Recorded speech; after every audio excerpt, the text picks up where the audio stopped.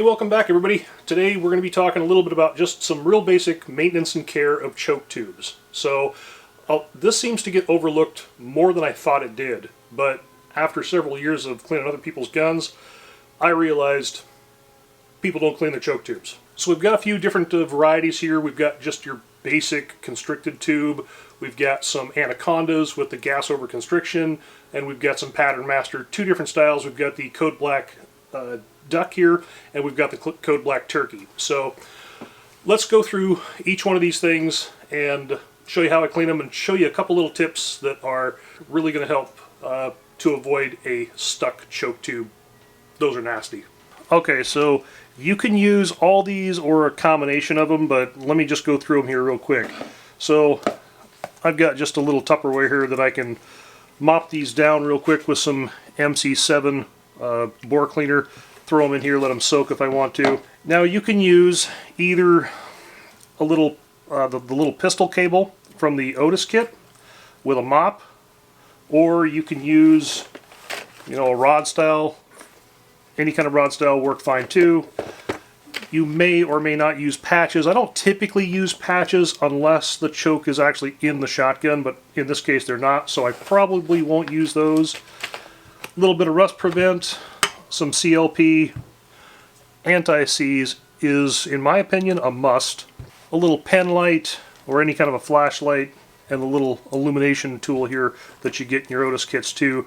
That's just going to help you shine this down inside the choke tubes here. You'll be able to look in there, and it really illuminates that to see just how clean stuff is. Choke tools, choke removal and installation tools here. If you can get yourself, this came with my Benelli, if you can get one of these here that has a thread chaser with a groove cut in it, that really does help take out some of the carbon from the threads inside the barrel.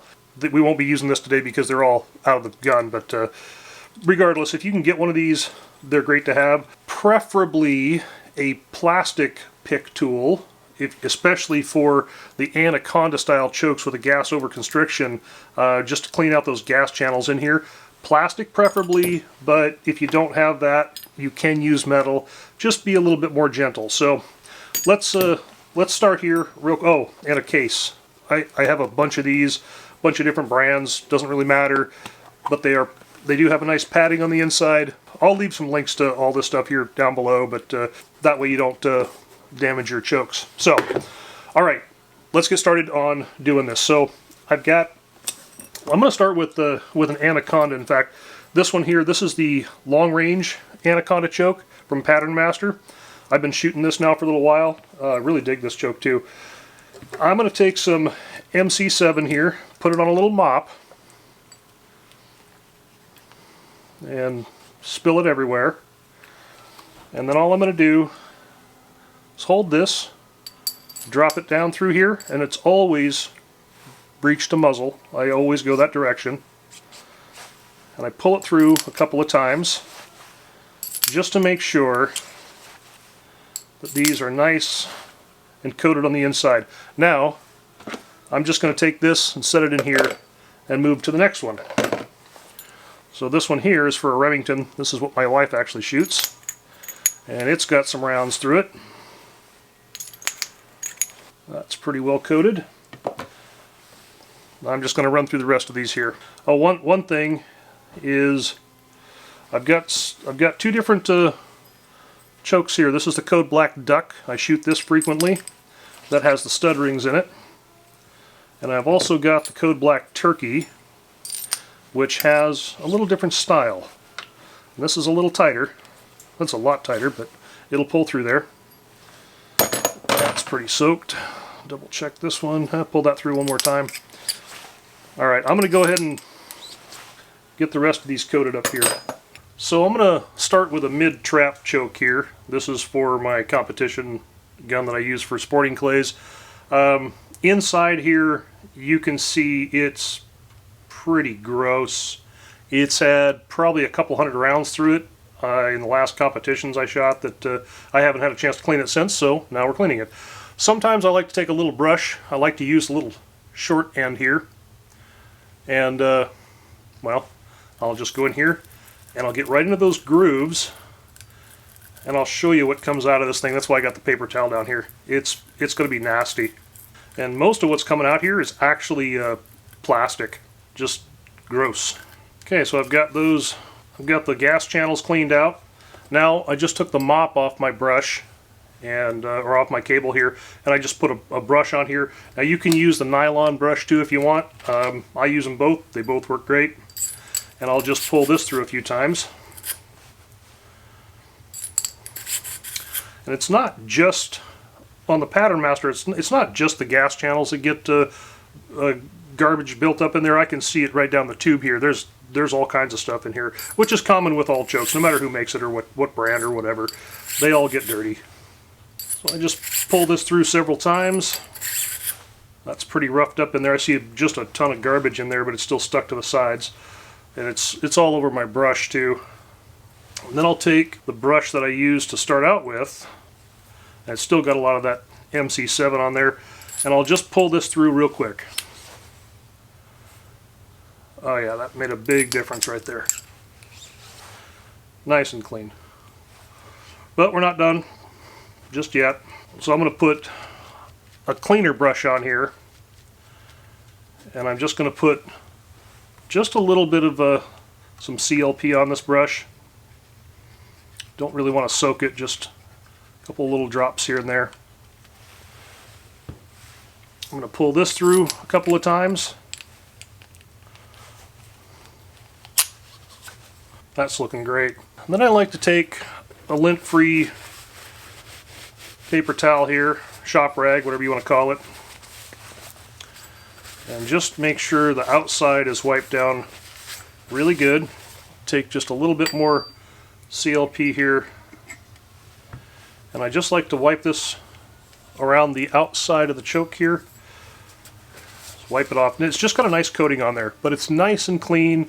Clean on the inside, clean on the outside. But now before I put this away, this is one of the things that can be a lifesaver, especially if you're out shooting a lot of rounds in competitions and you need to change your choke or something.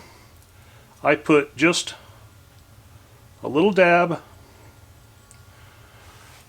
You can probably barely even see that, just a little dab right there. However, if you get anti-seize anywhere, it just gets all over the place.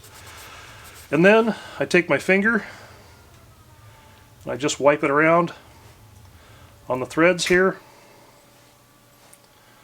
so I know that I got just a small skim coating on those threads, and that will really help from a choke getting stuck. Now once that's done, I just take it and I set it in my little case and I move on to the next one. Now this is the Anaconda mid-range here. This is what my kid shoots out of his CZ1012, which, by the way, we'll have a video coming up on a review on that shotgun here pretty soon, next few weeks probably. I'm going to do the same thing, get in here and just brush out those constriction channels.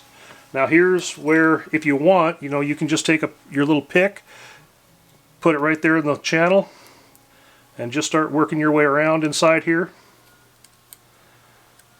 And you'll get those channels pretty clean this way too.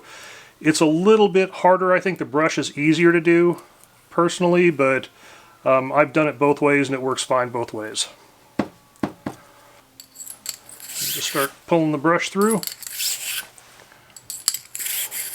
That's looking good. Now, if you have a choke that is just strictly just a constricted choke, not gas over, not studs, nothing, just your basic standard choke, factory choke.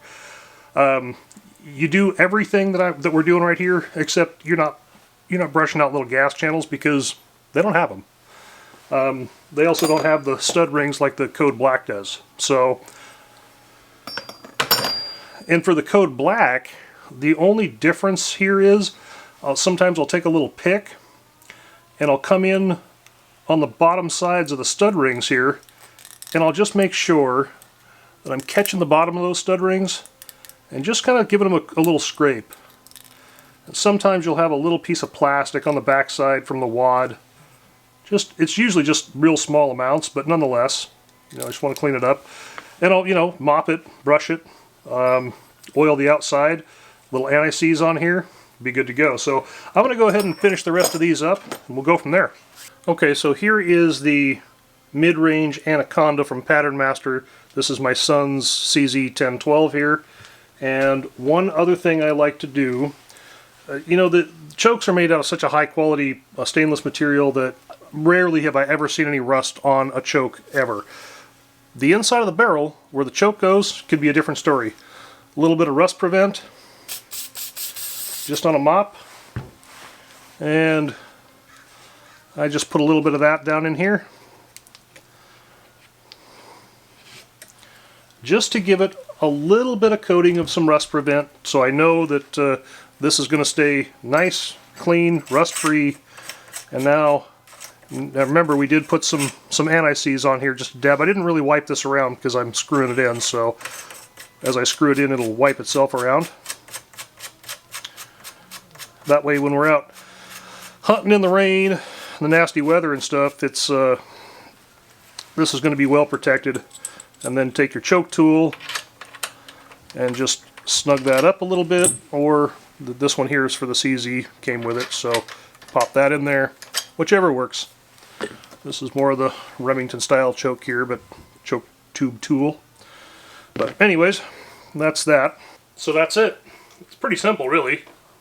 But the three biggest takeaways that I hope you guys get out of this is a little brush, a pick if you're using like an Anaconda Pattern Master style choke, anti-seize, no matter what choke you're running, it's what I use. I'm not saying you gotta use whatever you want, but anti-seize on the threads really does make a difference. A little bit of rust prevent just where the choke sits here at the muzzle, and then put your chokes in a case. The last thing you want to do is, you know, drop a choke, have it banging around in a bag or something like that. You ding them up, especially at the bottom of the choke, because they meet up on a shelf here in the barrel. And if you ding these things up, it's going to be ripping plastic off the wad. Plastic's going to get stuck in between the barrel and the choke, and that can be really hard to get out. Really hard. So that's about it. I'll link a bunch of stuff below. If you use our links, they are affiliate links. But, you know, we appreciate it when you use them because we make a couple cents, and helps to replace items like anti-seize and little brushes and rust prevent and all that stuff. So lots of videos coming up this year. In fact, I think maybe I'll just shoot a separate video on what we're doing this year. So we'll talk to you later. Thanks for stopping by.